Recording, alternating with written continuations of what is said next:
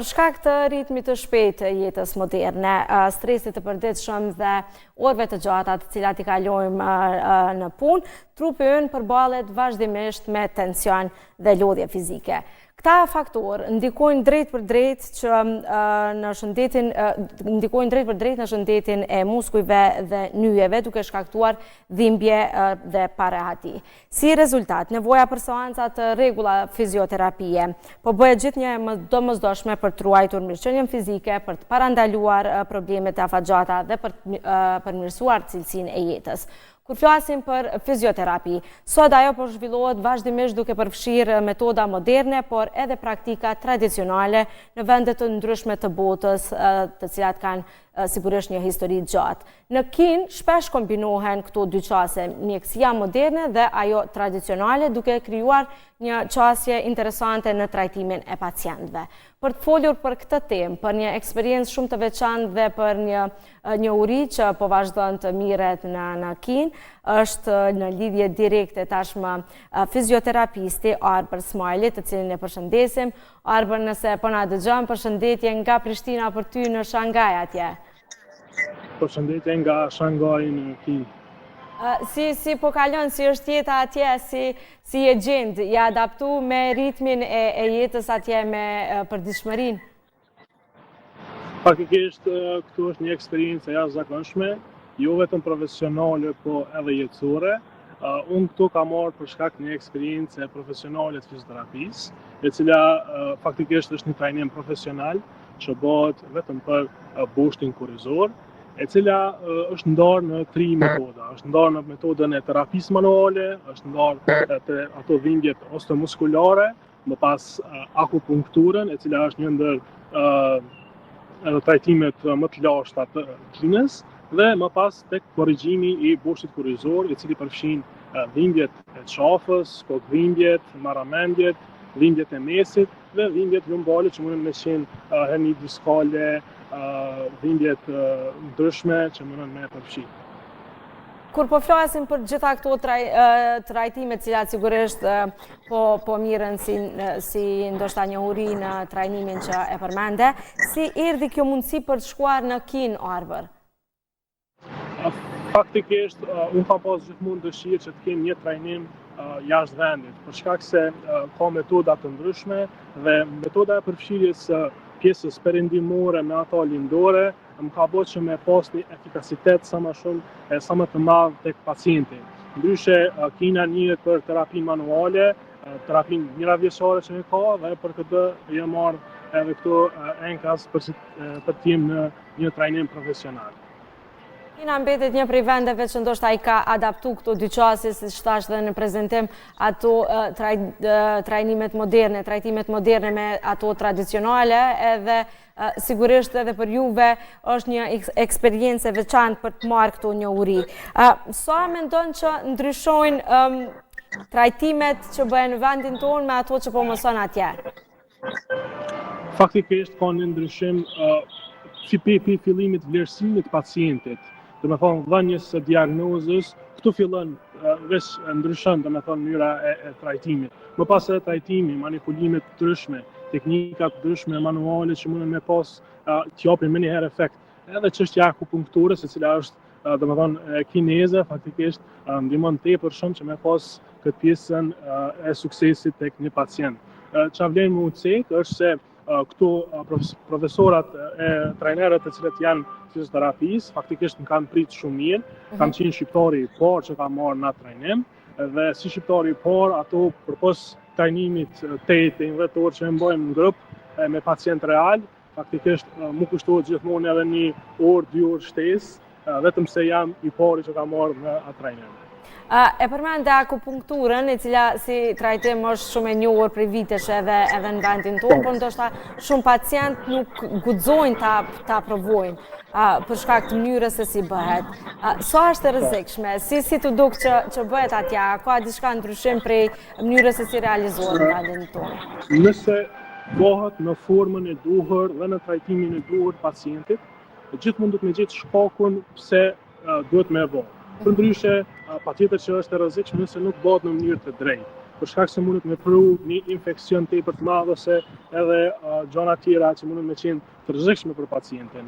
Kështu që mënyra e akupunkturës është jetë e veçantë, sidomos këtu në King kam pa shumë metoda të ndryshme që nuk kisha mujt me i pa ndonjëherë, faktikisht as në Google dhe as në YouTube nuk kam mujt me i pa, po përgjithësi ka qenë një përvojë, është një eksperiencë shumë e veçantë që vjen me sjellë dhe me herë dhe kurdo që të kem fatin që ta tek pacientat e mi.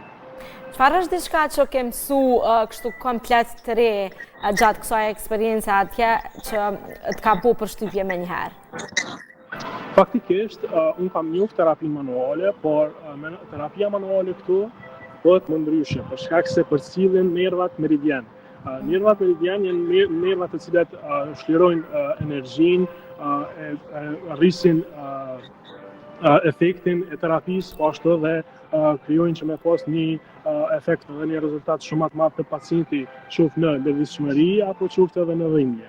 E kjo është një eksperiencë shumë e mirë. Normalisht, tash ish dashur me qenë unë në trajnim, po për shkak të kësaj, sepse programi është shumë intensiv, po jam i lumtur që po ndaj këtë përvojë edhe me juve, me ekipin e RTK-s, ku falenderoj shumë prej stafit ju, që më ka bërë me shpërnda këtë eksperiencë. Faleminderit edhe ty që e ke pranu ftesën edhe je me neve, edhe nuk po të marrim shumë kohë, megjithse do të realizojmë shpejt intervistën edhe do të marrim ato përgjigjet për pyetjet cilat sigurisht edhe publiku dëshiron njoftohen. E thash, ka dy qasje, ajo moderne dhe tradicionale që ndoshta në këtë kohën e fundit po mundohet kombinohet edhe cilët me trajtime të veçanta, por ka pacient që në njëjtën kohë trajtohen me të dy metodat, që trajtohen edhe në ato mënyrat tradicionale që kanë qenë dikur, por edhe me këto trajtimet e reja që veç se po i mësoni gjatë kësaj periudhe. Faktikisht, në varësisht prej shkollës, varësisht prej lëndimit, sëmundjes apo dhimbjes që mundet me pas pacienti, normalisht edhe mundet me ndodh me qenë të tri metoda që unë në fakt i kam trajnu këto, janë metodat të terapisë manuale, të akupunkturës dhe të korrigjimit të boshit kurrizor.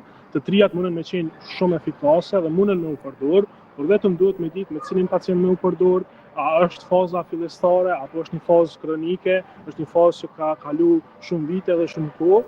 Kjo është shumë e rëndësishme në llojin e trajtimit të pacientit.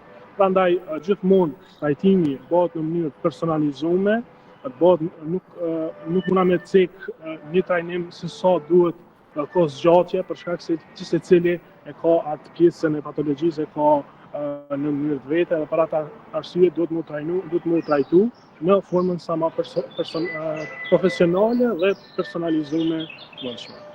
Arbër, si një profesionist që punën tënde bën në Kosovë dhe nga kjo eksperienca që po e përjeton në Kin, çfarë mendon që na mungon në sistemin tonë në këtë drejtim? Faktikisht, këtu kam vizituar një spital të rehabilitimit, edhe spitali është dedikuar rreth me 1500 shtetër, është një spital i rehabilitimit më i madh këtu në vend. Faktikisht ka aparatura për pos llojeve të aparaturave që ka të ndryshme dhe moderne, të cilat janë të paimagjinueshme se ku kam rri.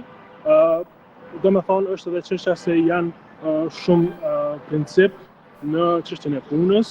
Në shoh këtu, domethënë në ora 5 mëngjesit, 6 mëngjesit, bëhet një kolon që faktikisht është vështirë me bën Kosovë.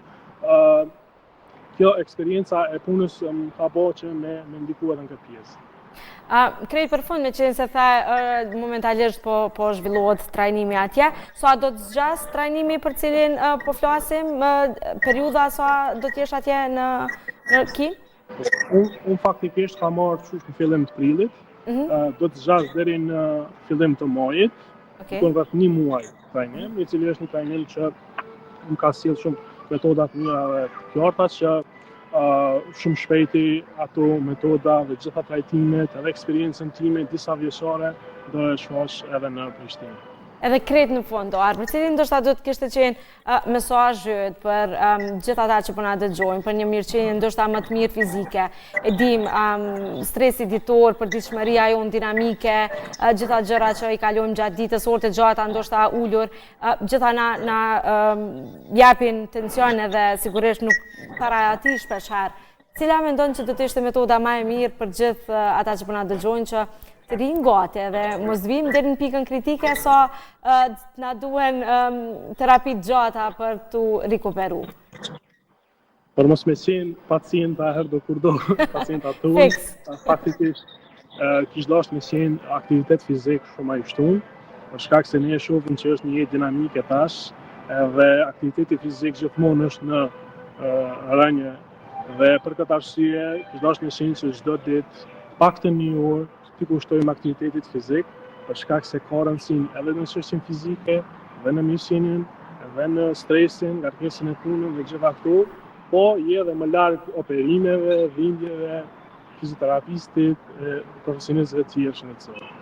Arbër, ishte shumë kënaqësi me bisedu me ty në këtë mëngjes, shumë suksese dhe punë të mbarë me trajnimin atje, edhe sigurisht do të jemi sërish bashkë, ndoshta kur të na kthehesh në Kosovë dhe me fol për eksperiencën e plotë që po e përjeton atje. Faleminderit shumë për këtë lidhje.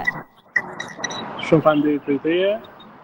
Unë kam shumë shokë të mi, fizioterapista, më kanë thënë që Arbër du me konë pacienti yt i parë kur të vish, po këtë komoditet po ta jap ty. Shumë faleminderit se edhe kam nevojë. Kur e përmende hernin diskale, kesh të thonë, hej, unë jam pacienti. Patjetër, do të jetë një ndër trajnimet, do të jetë trajtimi më i mirë që ke mujt me pona herë. Shumë faleminderit, Arbër. Ishte shumë kënaqësi edhe mbarësi për ty në këtë periudhë. Faleminderit. Shumë faleminderit, Zona.